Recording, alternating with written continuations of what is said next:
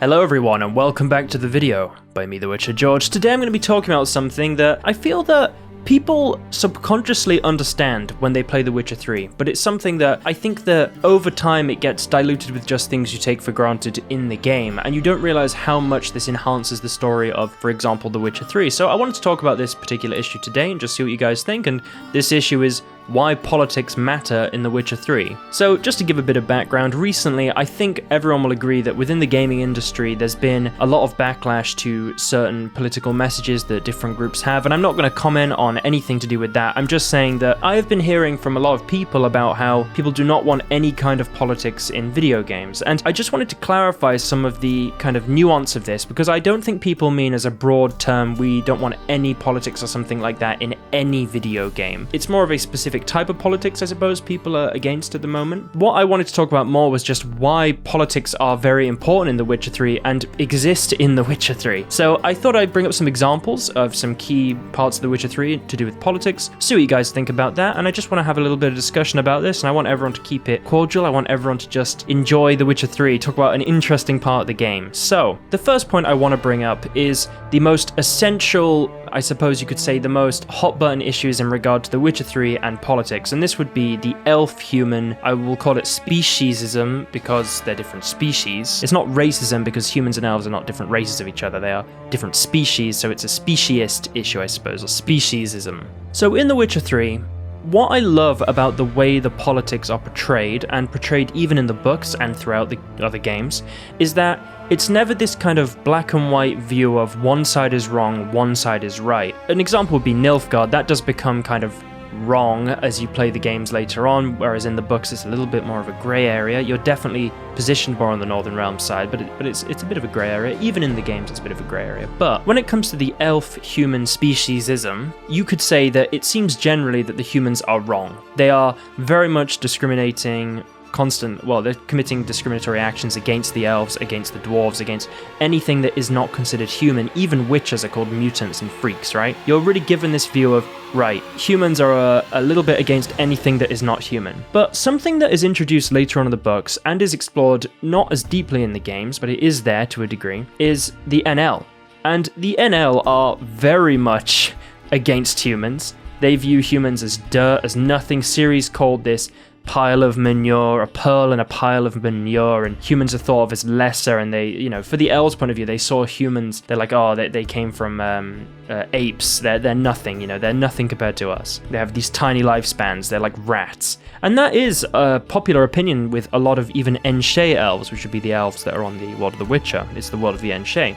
But it's a really interesting point, because you kind of think of it as humans are purely the bad people. They're the ones that are against the elves, they're horrible to the elves, and the Scoia'tael are these kind of freedom fighters that have come about because they want to protect the elven rights. But when you consider the elven history, even within the world of The Witcher, they exterminated the Vran. The NL enslaved humans and continues to have humans. They used to go on these little excursions to different worlds and enslave different races, bring them back, well, especially humans. They had wars with the unicorns, they essentially invaded their world. And I think that this is such an interesting point, because when you're given this group, which is the elves, and they're categorized as this oppressed group within the world of The Witcher, right?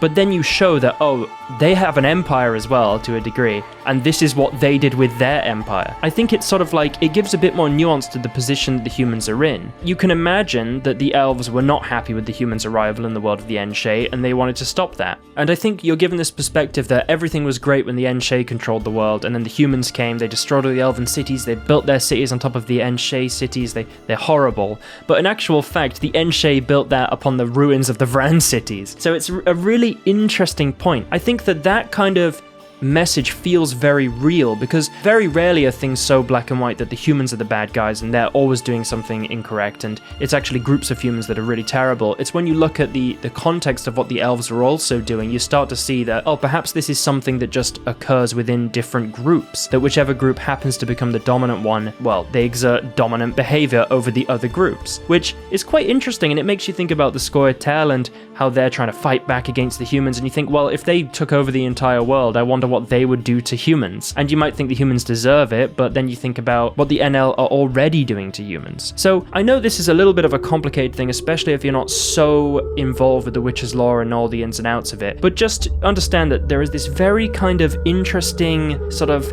humans have exterminated the elves and taken their land, but then the elves actually did that in the first place, and then the elves have done that in other worlds, which is so interesting. It's such a broad view of it. And actually this goes into my next point, which was about the Nilfgaardian Empire and the Northern Realms, because the Nilfgaardian Empire are thought to be, it's essentially what the old British Empire and French empires thought they were. Well, it was, a lot of it is about money and economic development, but you know, for the country and exploitation, but a lot of it is also about that they are a force for good. They're going to develop the areas, they're going to make everyone safe under Nilfgaard, they're going to stop crime. You can argue the validity of that or not, but what I'm saying is that that is the Nilfgaardian perspective. And when you have a perspective like that, it doesn't make them seem like just the pure villains you might think of them as, which is why I think it's so interesting to have these broad views of it, because you can have your opinion, you can say, well, they didn't want to be invaded, why is Nilfgaard doing that? I disagree with them. But then you could have someone from Nilfgaard's side and say, well, they did it because they wanted to fix the areas. If you look at this area, it has far more control than it used to have, there's less crime, whatever you want to say. You can debate that to a degree, right? And that's why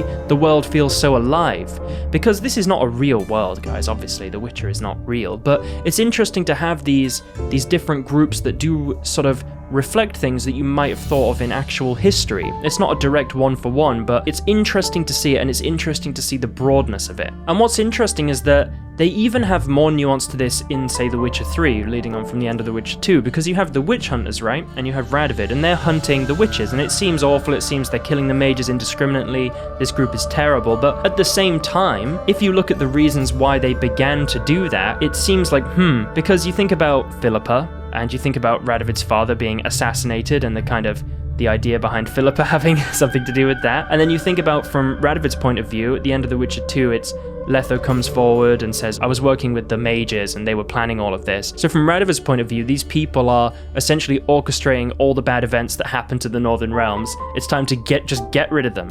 And then it kind of goes to extreme, right? Because it's get rid of all of them and kill them all. And then it becomes kill anything magical at all. And then, as you know, if it continues and you don't stop it, it will just be kill all non-humans. So you can see how these kind of ideologies start from a place of sort of, oh, we need to get rid of them because they're a danger, and then it just expands to more and more and more groups. And yet again, Radovid, as he's portrayed in The Witcher 3 as this crazy guy, in the previous games he's not as insane, he's more of a tactician. But it's interesting to see how this character becomes more deranged as he goes on, and how the politics go from this kind of smaller issue, you could say. It's still terrible what he was doing in The Witcher 2, because it was indiscriminate mage killing, and they didn't have so much to do with everything that went on with Letho. But it was still an interesting point, right? And you can understand, oh, I see why that happened. I see why this is something that actually occurred in the world. It's not just sort of out of nowhere. It's like that idea, I saw a video recently by the creators of South Park, and they talk about there shouldn't be and then, and then, and then. It should be therefore, but, therefore, something like that, right? So everything follows from each other, and it feels like an actual thing that could have occurred.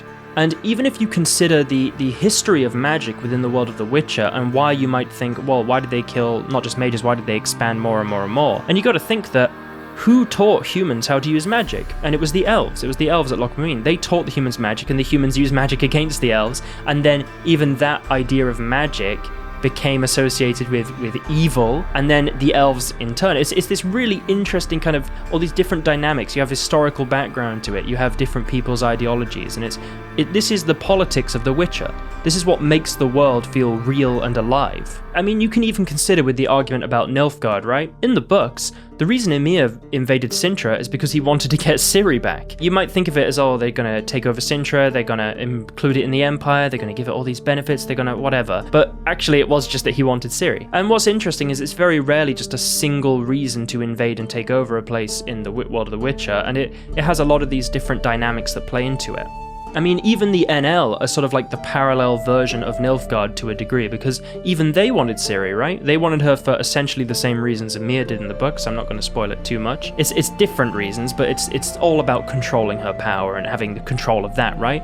So it's interesting to see how these different groups kind of battle over similar things for different reasons. And that's all the politics of the world of The Witcher. And another thing that's very important within the world of The Witcher is that it is a different world to ours. It's not exactly the same as the world we live in today's world, I suppose. It's got kind of grounded in its own history, and you have to kind of add things in a very careful way because you don't want to make it too obvious. A lot of these things are written very subtly. It's not something that you think, Nilfgaard is this empire, this is this, this is this, this is this. It all seems very organically designed to fit within the world, and all the kind of reasons for each thing that's happening make sense. So for example, you can see that people are pretty horrible to each other generally in the world of The Witcher, and there's a lot of discrimination that comes from that, but at the same time you have kind of actual reasons for the discrimination past just they are a mean person. It's like, oh, it's because this happened, oh, it's because this happened, and it's interesting to see that, right? I mean, in the world of The Witcher, not everybody is born equal.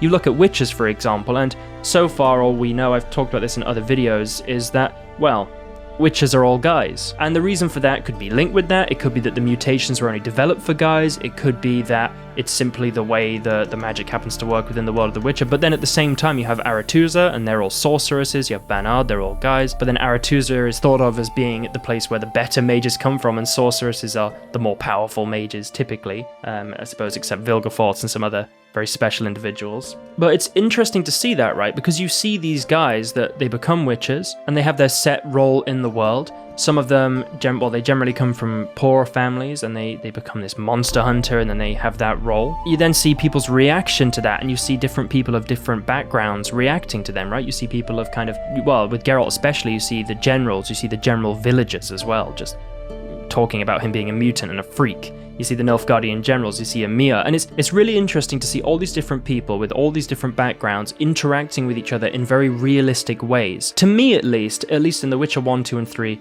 nothing feels forced, nothing feels like it's not there organically. All the reasons that the characters do things make sense, and all this background stuff, which is the politics of The Witcher 3, is what makes the world alive. The thing about The Witcher 3 is it's a dark, gritty, realistic fantasy, and I think that innately within humans, I think because we've seen our actual world, we know what that kind of constitutes, right? We're not expecting to go into The Witcher and think, oh, everyone gets along, everyone likes each other, everyone's working together and all this other stuff. We know that these people are going to have friction. We know that there are going to be different factions that hate each other based on physical appearance, based on gender, based on anything. We know that this is going to be something that happens in this world, and it's a fantasy world and it's not real and all the rest, but when you position yourself as being like this, it needs to be grounded in a kind of very gritty reality. And I think that's why politics is so important in a game like The Witcher. It doesn't necessarily have to be every political issue that exists in our world should be put into The Witcher. It's more of The Witcher has its own politics, and I think to most fans of The Witcher, you have a kind of sense of what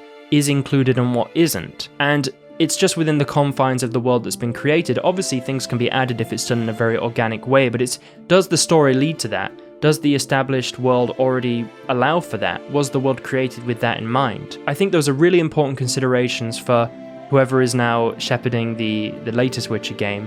And, well, I hope it's been an interesting video at least to hear about my thoughts on the politics in The Witcher 3 and just in The Witcher in general. So if you've liked today's video, please like it, subscribe for more, let me know what videos you guys would like to see, as I'll be making some more videos soon. I hope this has been an interesting one. I really would like to hear what you guys think about what I've said, just in general. If you have any other examples of things in The Witcher to do with the politics in the game that you want to talk about, please let me know. Thank you for watching today's video, guys. Check out my other channels, I've got some other videos on there. Should be interesting for you guys to see as well. And I'll see you all in the next video. Have an awesome rest of the week, everyone.